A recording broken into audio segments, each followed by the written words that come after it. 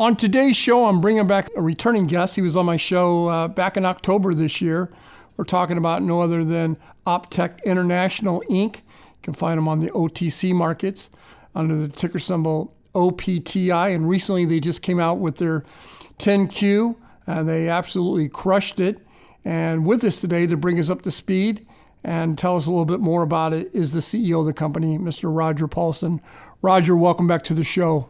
Thanks again, Everett. Thanks for having me. What a quarter, huh? I mean, this time last year, you guys only did about $249,000 in revenue.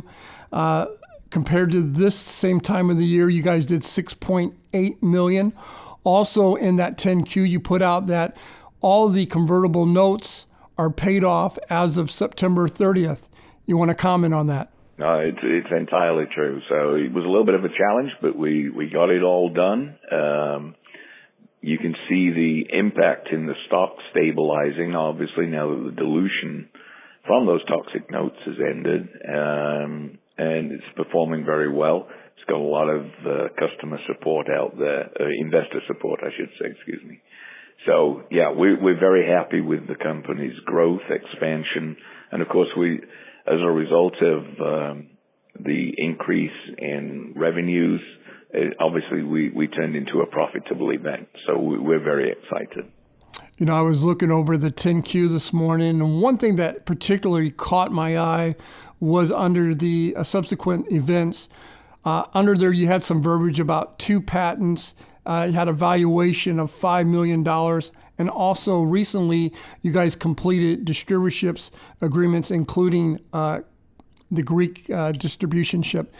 If you would elaborate on those 2 events for me.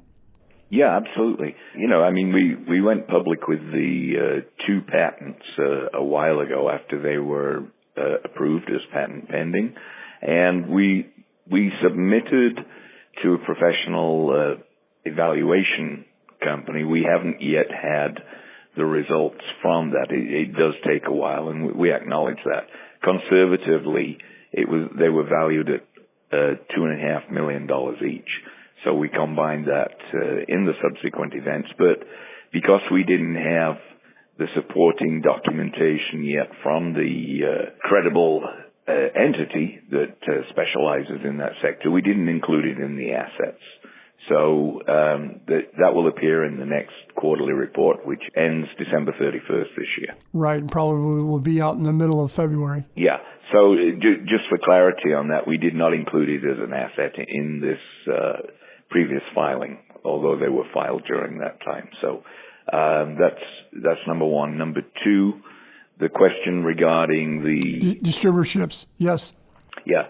So we now have a total of 8 distributors with several others in negotiation right now. The Greek distributorship was completed. They have, in fact, been ordering product. And we're a little bit slow on updating our website for distributors, but the reason for that is we're actually waiting on the distributors to update their website to include our products. So there's no confusion as to what products they're carrying, what are ours on their websites. As soon as they complete that sector, we'll upload them to our website. So that's the reason, Everett, that we haven't uploaded the distributors as yet, because we know people are going to ask the question, why are they not showing? So we're not putting them up there till they're complete. There's a lot of talk out there, who's on your advisory board, who's not on your advisory board. If you could you bring us up to speed on that? Yeah, absolutely. So the advisory board is in full tact. Kevin Harrington's still on the board, Steve Mundell, David Ojeda, Dr. John Parks Trowbridge. There is going to be an addition to the advisory board announced in about 30 minutes, which we're very excited about. And obviously we'll let the press do what it needs to do to disclose that. So 10 a.m. Pacific, we're making an addition to the advisory board. Got it. And last time you were on the show, we did talk about it briefly about uplisting. Does the company plan on uplisting from the pink sheets? And when do you think this might happen, if you do? Yeah, we've actually taken some serious steps towards that now. I mean, we announced the $2 billion plus PPE announcement, which is currently in progress.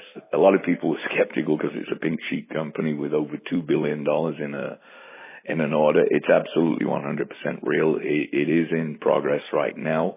And with those kind of revenues and profits, Everett, it only makes sense for us to try and upgrade not only to QB or QX, but ultimately to get to NASDAQ very quickly. Because other than the share price, we meet all the criteria. Well, let's talk about the 800-pound gorilla that's in the room, the $2 billion deal. Everybody is one, they're skeptic that it's not a real deal. Two, they feel like you're really not going to make anything off of that. Elaborate, explain the deal to us a little bit, as much as you possibly can. Sure. I mean, obviously for NCNDA reasons and the size of the company that we actually are transacting with on that, we're not at this point going to be able to release the name, but it is an international commodities entity. They're huge. We were fortunate enough to procure that order, and we've been working on fulfillment almost immediately with that. From a profitability standpoint, obviously it's profitable for the company. We can't at this point divulge the percentage for obvious reasons, but of course it will show in the December 31st quarterly report. But we're really happy with it. It's a huge logistics operation attached to that. And everyone asks what type of product it is. What I can tell you is it's related to, obviously, the medical industry during the pandemic. And it's face masks, gowns, and hospital-grade gloves, and hospital-grade sterilization wipes, similar to Lysol, but hospital-grade. So it's a combination of a large amount of those. What I can tell you is the logistics aspect of this single order is almost 1,000 53-foot trailers. So it's a huge operation. Wow, that's incredible.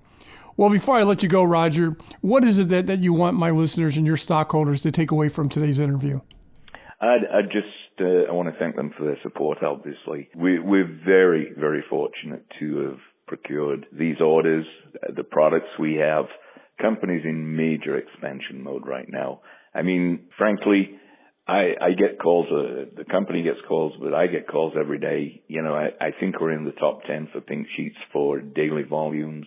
Social media, I think, is running really extensive in the top for Pink Sheet companies. So I just thank everyone for their support. You know, keep looking. We're moving forward. We're expanding our operations, our staff, and we're probably going to need another facility before the end of the year. So. Well, it's a very exciting company. I've been following it now for about a year, and I've just seen you guys grow exponentially over here. I wish you nothing but the best, Roger. Hopefully you'll come back on the show here in about 40 or 50 days and give us an update. I'm sure you're going to give me a call and let me know when, right? Thanks very much for the time, Everett. All right. Thanks, buddy. Okay. Thank you.